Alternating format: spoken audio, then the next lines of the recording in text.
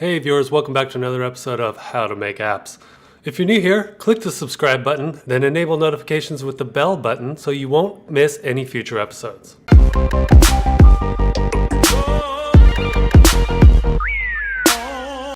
Unfortunately, I'm a little bit under the weather this week, so I won't be able to continue with the Instagram series, but I promise I'll continue with that next week.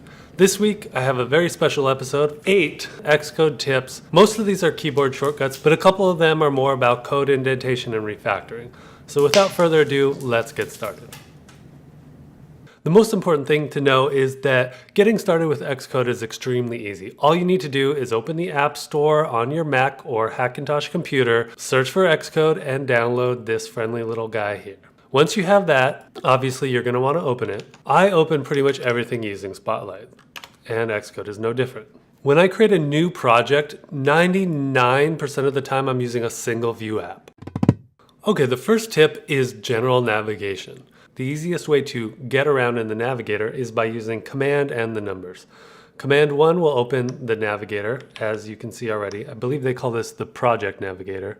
Project navigator is command 1, command 2, command 3, command 4, command 5, command 6, command 7, command 8, command 9. You get the picture. They cycle through those tabs. Now, let's go into a storyboard and select something, anything, and you'll notice we have the inspector over here. It also has tabs. Command option 1, command option 2, command option 3, command option 4, command option 5, 6, and 7. Well, there's no 7.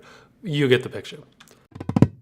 Another one you use all the time is command B to build. Anytime I add some code and I want to make sure that it's not causing a build error, I hit command B real quick and I just wait to see that this build succeeded. Command R will build and run, in this case, running it in the simulator. There we go. And command period will kill it. As you can see, that stopped that from running. Moving on. Command-Shift-O is literally my favorite keyboard shortcut. This is essentially the spotlight of Xcode. Command-Shift-O allows you to quickly open a file, and all you have to do is start typing a file and it auto-completes. You hit enter, it opens that file. Easy enough.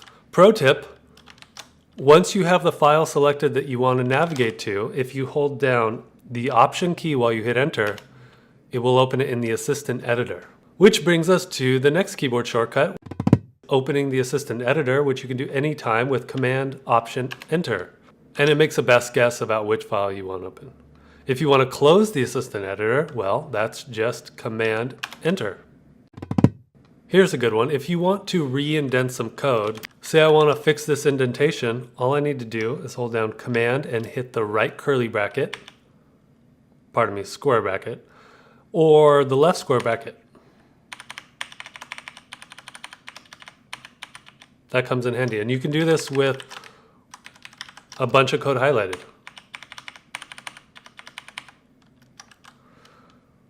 Oh, and while we're at it, commenting, command slash will comment whatever you have selected, and command slash again will uncomment it. Refactoring instead of search and replace. Let's say I want to rename this view controller, which would be a good idea because Xcode has given it a really dumb name. You should never name a view controller. It's just too generic. Always give it a qualifier. So in this case, let's call it home view controller. Well, I could use the keyboard shortcut Command-Shift-F, type view controller, have it match the case, change this to replace, and then change this to home view controller. But the problem with that is that if I have any other view controllers anywhere in the app, or even this phrase here, UI view controller, is going to match what I typed in here, view controller, which means then this is going to become UI home view controller. That's not what we want. We just want this instance to be replaced. Well, select it, right click, refactor, rename, add home, hit enter, voila, refactor. Oh, you'll notice that our refactor lost a file here. Now it can't find home view controller in the navigator. I've noticed this bug has been in Xcode for a while. What I do to fix it is I just pick a nearby file, right click, show in Finder. Then I find that file that it failed to rename and I manually rename it. And as soon as you do and you go back to Xcode, you'll notice that it can then find that file. Breakpoints are super useful. Add a breakpoint. All you have to do is click a line number and that adds a breakpoint. Now whenever the code runs and it hits that line, it's going to pause the code execution and bring you back into the code, like it did here. Let's say I want to do something fancy, like I want to print something to the console there. Edit breakpoint, add action, and then you can use this command PO for print out, and you can have it print out a variable like self. Now let's run this again. Stops there, and it printed out self. As you can see, Xcode tips, home view controller. Last but not least, it's very important that you enjoy what you're looking at when you're coding.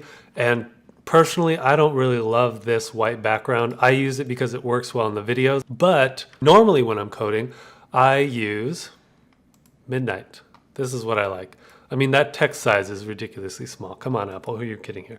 So just select all of these different, gosh, I don't know what you call these, string types, text types, whatever. Select all of them except for, I unselect that one because as you can see, that's bolded.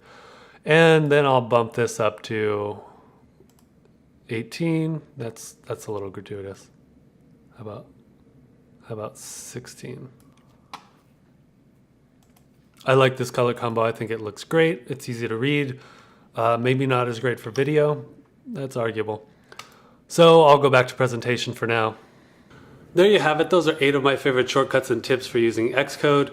Now, I think that Xcode is an IDE that comes configured pretty well right out of the box, but hopefully with these tips, you'll find yourself enjoying programming more and probably even being a little more productive. I'll be back next week with part 3 of rebuilding Instagram stories or Snapchat functionality. Thanks for watching. I hope you enjoyed this episode. If you did, please give it a like, subscribe if you're new here, enable notifications with the bell icon. Thanks for watching and see you next week.